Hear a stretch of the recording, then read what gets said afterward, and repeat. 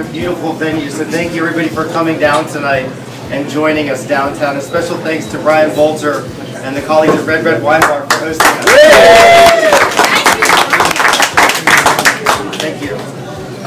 So like Greg said in a very flattering speech to myself, which I appreciate very much, I'm Stephen Conn. That's what I paid the big bucks for. The big bucks over here, right. I'm Stephen Conn. I'm the independent, unaffiliated candidate for Ward 6 Alderman. I'm here to bring common sense representation to all residents. Not just some residents like Greg mentioned, but all residents of Ward 6. My opponent has claimed that he wants to be a problem solver. And I think that he's had plenty of time to go through and solve a lot of problems in his 4 years as our representation, as our alderman for Ward 6. He claims that he's got a great record, and that record is going to speak for itself. But I ask y'all, who wants to take a guess how many pieces of legislation he has introduced as our alderman for our ward, Ward 6? 20, 30, 40? One. What's the number? One piece of legislation. This is the only thing he's done. How many years? 4 years. 4 years. That's a quarter of a billion. One piece of legislation that our alderman has introduced. What's the subject of it, you might ask? He says he wants to be a problem solver for the working people.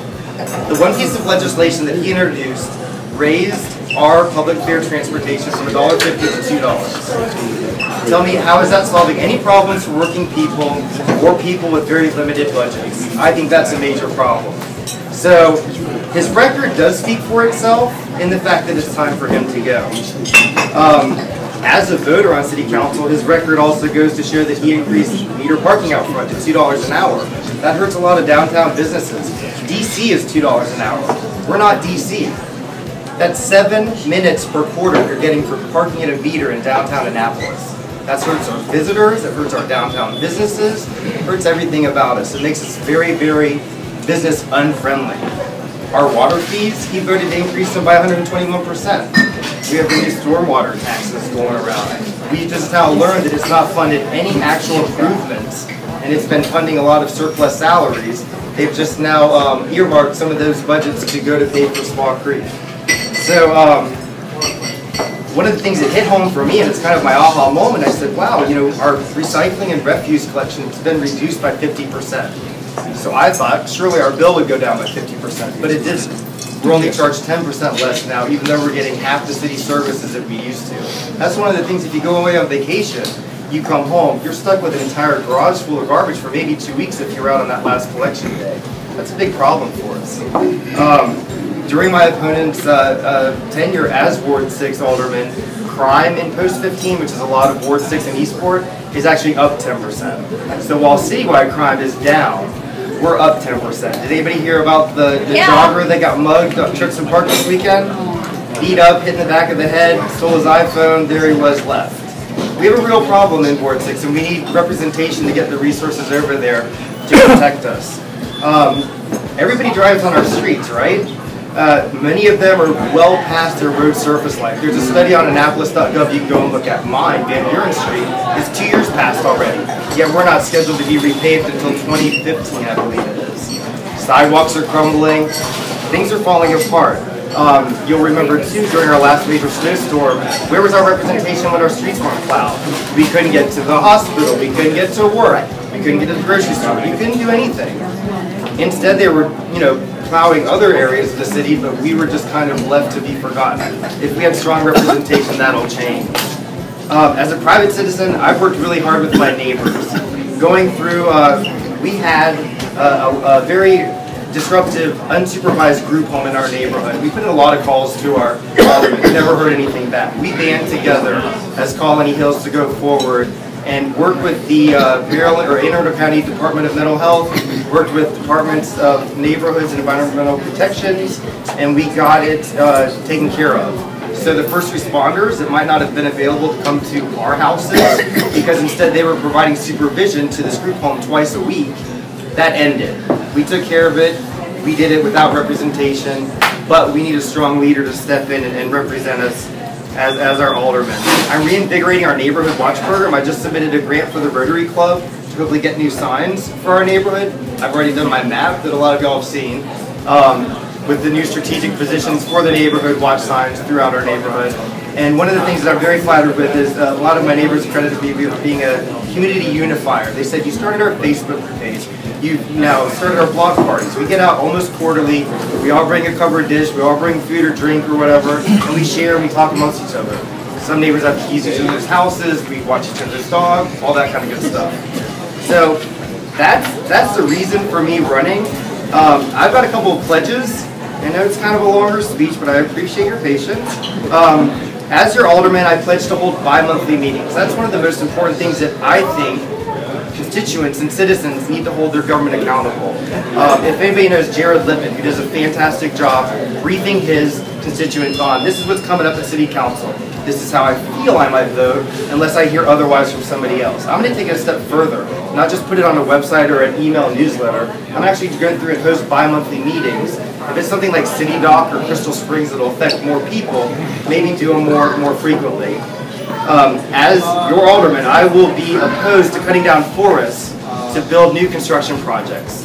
We've heard the mayor say that Forest Drive needs to have a better sense of place. We've got the Eastport Shopping Center cinemas sitting vacant for years now. If we need to have a sense of place like an art center, a movie theater, performing arts center, whatever it might be, we've got the space. I wouldn't support going through and chopping down 34% of our last remaining forest to build another parole town center right on Forest Drive, clogging up traffic. I mean, that's Ward 6. We all deal with Forest Drive all the time, day in and day out. And that's already hard enough as it is if you come home during rush hour. So I definitely would not support that. I've done a lot of green initiatives to my own home, and as the alderman, I would go through and say, hey, I'd do something to stimulate more green initiatives. Let's help neighbors, businesses, use energy more efficiently. I think that's very important and something that our government should definitely stimulate. As your alderman, I also pledge to eliminate wasteful spending. We've all heard about Market House. 10 years later now, $5 million in the hole. They bought 2 sets of doors for $150,000. I'd like to know who got that contract. Sounds pretty lucrative. But wasteful spending. I use coupon in my household when I buy things. I think Kate knows. And I think that that's something that City Hall and our government could certainly do too. We could be a lot more prudent in how we spend our money. As your alderman, I also pledge to speak to and listen to our business partners. We need to make business-friendly Annapolis a reality. We hear a lot about it, but it's not working out. We see a lot of stores close up or reopen in the spring as a new name, whatever it might be. I've worked to make Annapolis a great place to visit, live, and raise a family. Kind of a trifecta. Most importantly, as I alluded to earlier, I would pass along any savings realized by reduction in city services to the residents, to the people that pay the bills. You knock down my city services by 50%, I want 50% off my bill. Something's got to change with that. Excellent. So, drawing as to a conclusion to my speech tonight, I want to remind everybody how important it is that we vote. It's one of our most important civic privileges that we have. You know, countries around the world and all of my travels, I always come home when I get out my passport. I'm thrilled to be back home in the United States of America. I need every single vote to win this election. My opponent in 2009 won with just 324 votes in all of Ward 6. We just saw in the primary we only had 23% turnout. We need to shake off our apathy. We need to go back. We need to elect responsible city leaders to go back into City Hall and make Annapolis a great place to visit, work, and raise a family. So I'm asking for everybody's support tonight with your vote. If you haven't had a chance to vote or change your address if you're a newcomer to Annapolis, you can do so on the Maryland Board of Elections website. You can do that until October 7th. If you think that you might be out of town for work, for business, for leisure, if you've got a vacation planned, Election Day is November 5th. You have until October 29th to call City Hall or go online and complete an application for an absentee ballot. So I'm asking for everybody's vote, everybody's support. Let's realize our potential in electing leaders, especially right now with the government shutdown. We need common sense, middle of the road, negotiable leadership to lead our city. So like Greg mentioned, my opponent claims to be the voice of the voiceless. And I am pledging here tonight, and all on the campaign trails, I'm out walking the wards and everything, that I will, instead of being just the voice for the voiceless, I'll be the voice for everybody in Ward 6. So thank you for coming out tonight. I appreciate your support, and I look forward to hopefully being able to celebrate a great victory then the evening of November 5th.